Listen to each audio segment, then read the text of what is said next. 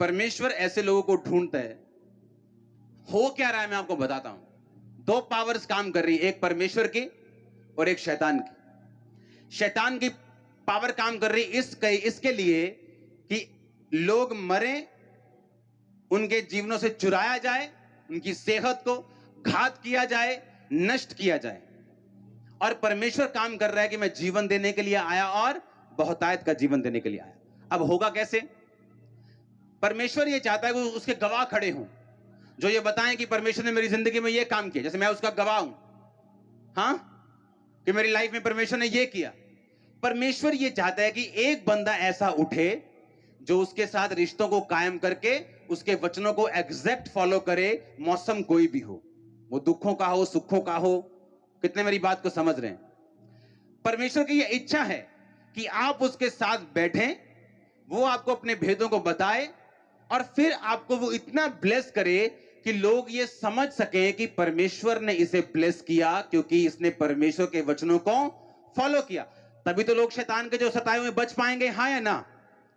अब बात क्या है, परमेश्वर आप नहीं जानते जितना आप लोग, जब आप परमेश्वर के साथ बैठते हैं रोज प्रेयर में, और मैं नहीं जानता आप क्या फील करते हैं, लेकिन जब मैं फील करता हूं, मैं अपनी बॉडी पर परमेश्वर की उपस्थिति फील करता हूं। एक तो वो हमारे अंदर है ही है, लेकिन जब प्रार्थना के बाद आप बाहर आते हैं, आपकी बॉडी पर आप परमेश्वर की प्रेजेंस को फील करते हैं।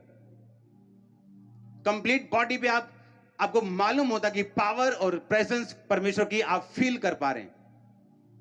कितने मेरी बात को समझ रहे हैं? अब बात यह है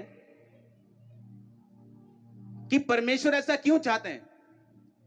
आप जानते हैं, जब आप परमेश्वर की प्रेजेंस में जाते हैं, आप भी फेथ में, विश्वास में और सामर्थ्य में, और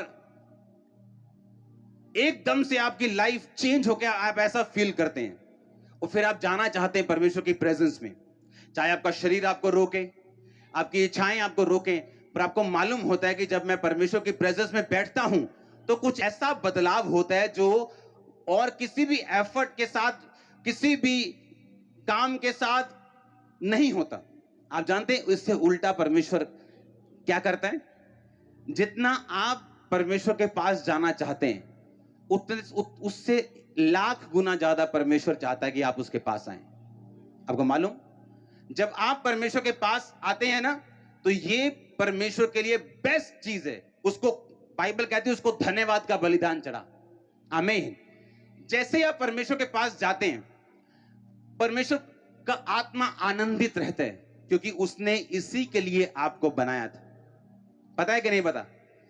आदम बनाने का मकसद क्या था? कि परमेश्वर कहता, मैं अपनी महिमा अब खुद नहीं कर सकता। हां, वो अपनी महिमा खुद कैसे करे? उसने कहा, मैं एक इंसान को बनाऊंगा जो मेरे जैसा होगा और जो मेरी महिमा करेगा। ये आपका असल मकसद था आपके बनाए जाने का। ठीक है? अब आप सोचो, हम बर्तना च भांडिया टिंडिया च चले गए, आप समझ आ रही कि नहीं? और जो असली मकसद था वो खत्म हो गया। और इसीलिए असली ब्लेसिंग्स भी नहीं है, असली शांति भी नहीं है, हर टाइम बेचैनी। उसका कारण यही। क्यों? परमेश्वर ने हमें बनाया कि हम उसके साथ बैठ सकें, उसकी महिमा कर सकें, उसको, उसकी तारीफ कर सकें, उसके साथ समय बिता सकें। आज जब वही टाइम आप वापस लेके आते हैं, आदम वाला, कि आदम ने पाप करके खो दिया था, आपने यीशु मसीह में वो टाइम वापस लेके आए और आप फिर यीशु मसीह के साथ समय व्यतीत करना आपने शुरू किया। बाइबल कहती, आदम के लिए परमेश्वर ने सभी वस्तुएं पहले से बनाई थी। ऐसा नहीं किया, आदम बना दिया, अच्छा इन्हों साइकिल भी चाहिए, अच्छा साइकिल बना देने, अच्छा इन्हों एक भांडे भी चाहिए, चलो भांडे बना देने। नो, उसने क्या कहा? कहता उसने सब वस्तुओं को बनाकर आखिर में आदम को गूंथा और बनाया और उसकी पसली से औरत को बनाया।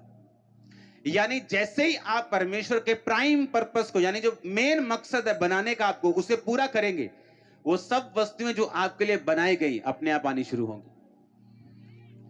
आज सेवा में हर कोई बरकत चाहता है, लेकिन नहीं पा पाता।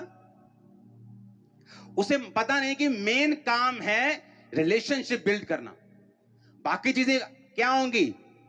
अपने आप ऐड होती जाएंगी।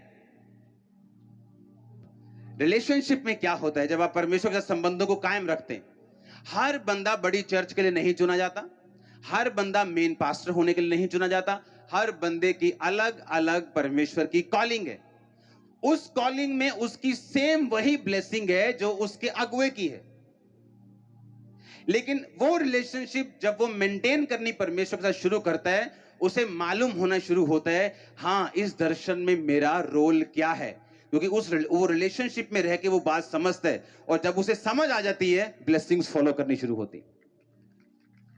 वो सेम ब्लेसिंग उसकी मैरिज में, सेम ब्लेसिंग उसके घर में, सेम ब्लेसिंग उसकी स्पिरिचुअल लाइफ में सेम होना शुरू होता है। आप समझ रहे हैं मेरी बात को कि नहीं?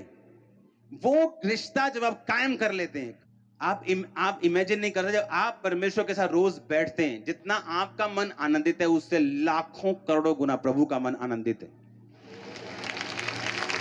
क्योंकि उसे एक बंदा चाहिए जो उसके साथ बैठ सके हर मौसम में, और वो उसे बना सके और बना के खड़ा करके कह सके देखो क्रिश्चियन ऐसे होते हैं।